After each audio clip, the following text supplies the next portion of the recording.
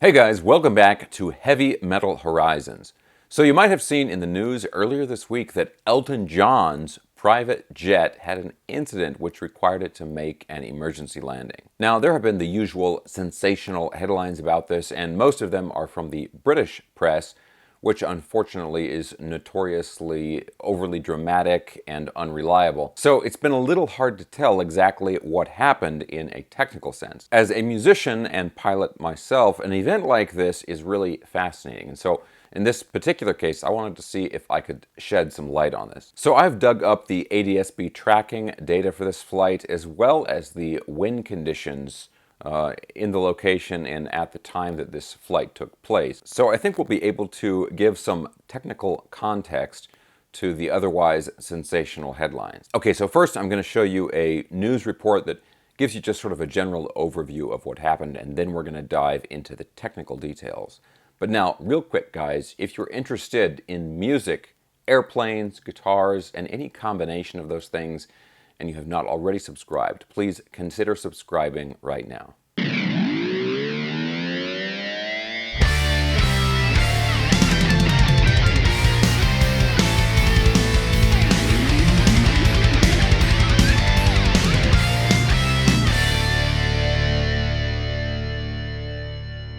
Okay, so let's take a look at this article here, and just to be clear right off the bat, guys, Elton John was not piloting his jet, but he was simply a passenger on his private jet. And if we look at the article here, this is from the New Zealand Herald. It says, Sir Elton John was left shaken after his plane was forced to make white-knuckle emergency landing. It says here, the 74-year-old singer was on his way to New York from the UK on Monday morning when his personal aircraft got into difficulty at 10,000 feet about an hour into the trip, with the pilot having to make a U-turn close to the coast of Southern Ireland, but attempts to land the plane were aborted twice because of the strong winds. The pilot radioed air traffic control to declare an emergency, with emergency services alerted and firefighters from 6 stations called to Farnborough Airport. Now it goes on here.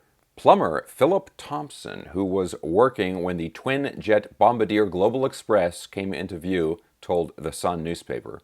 The terrible weather and epic gusts made it almost impossible to land. 2 attempts to touch down failed. And we'll talk about exactly what was going on with the weather after we look at the article here. So he goes on here, the quote goes on here.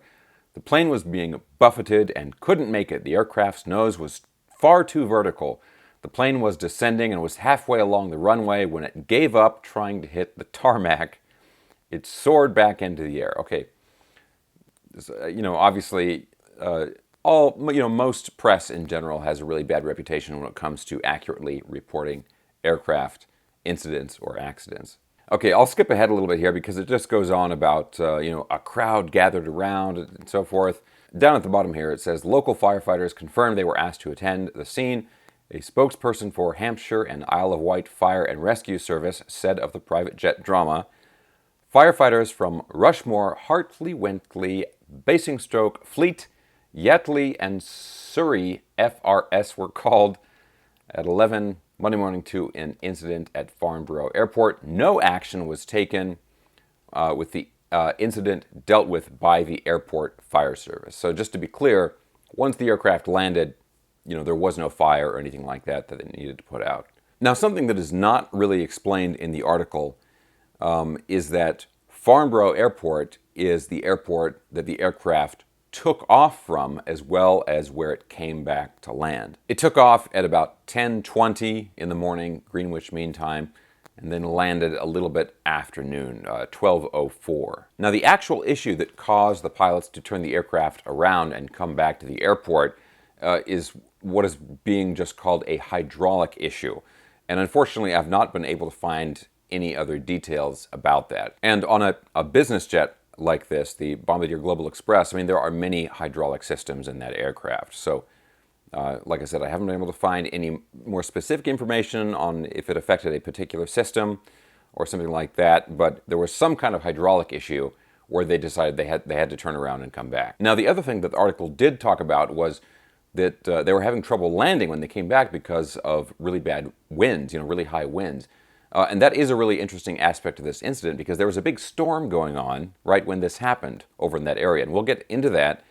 But first, let's take a quick look at the Adsb tracking data, which is over here on FlightAware. Okay, so Farnborough is here, and Farnborough is just to the southwest of London, which is, it's not labeled here, but you can see it here on the map. So they took off from Farnborough. Again, this is about 10:20 in the morning, and you can see their course here. So Farnborough has one long runway on it. It's about an 8,000-foot runway, and you've got runways 2, 4, and 6.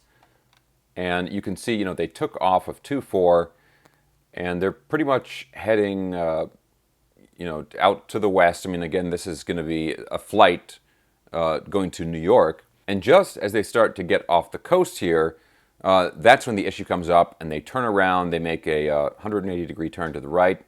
They come back, and they're heading back to the airport. Now, I'm going to zoom in here a little bit on this because this is pretty interesting. You can actually see them make their multiple approaches, multiple attempts to land here.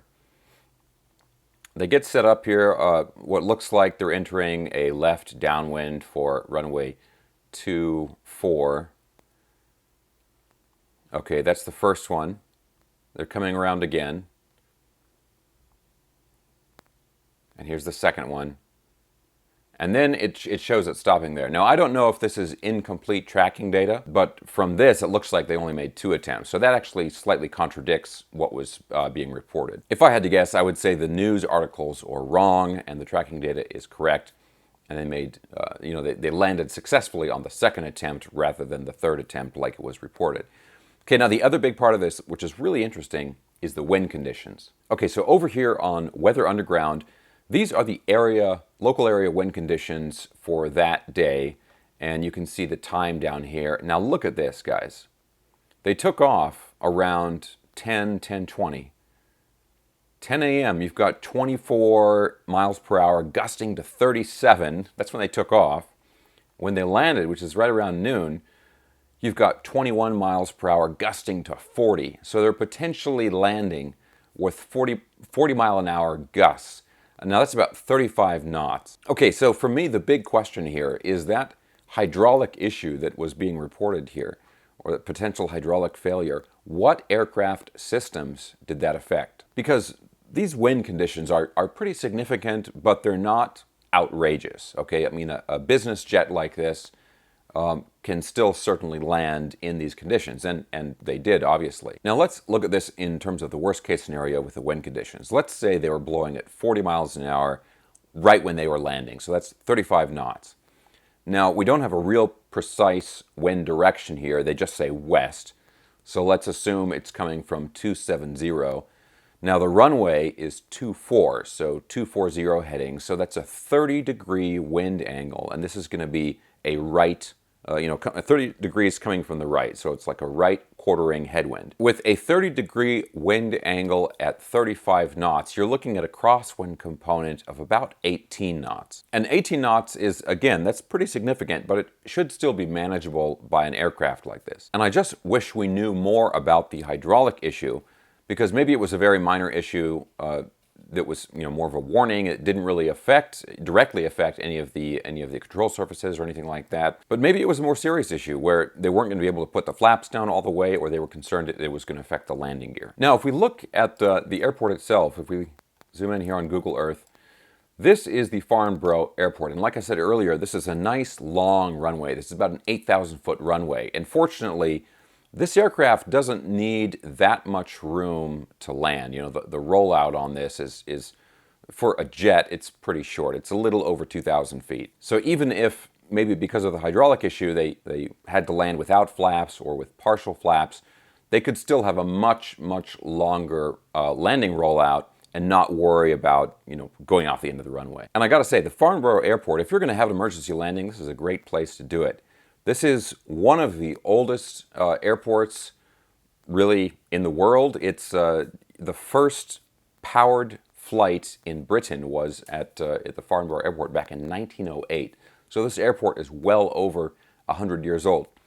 It's got a lot of amazing history. Of course, it was bombed by the Germans in World War II. And these days, I mean, this is not like a major international airport, but it's sort of a you call it like an executive airport or a business airport. So a lot of private jets fly in and out of Farnborough. They even have a really famous biannual air show there. And look at this.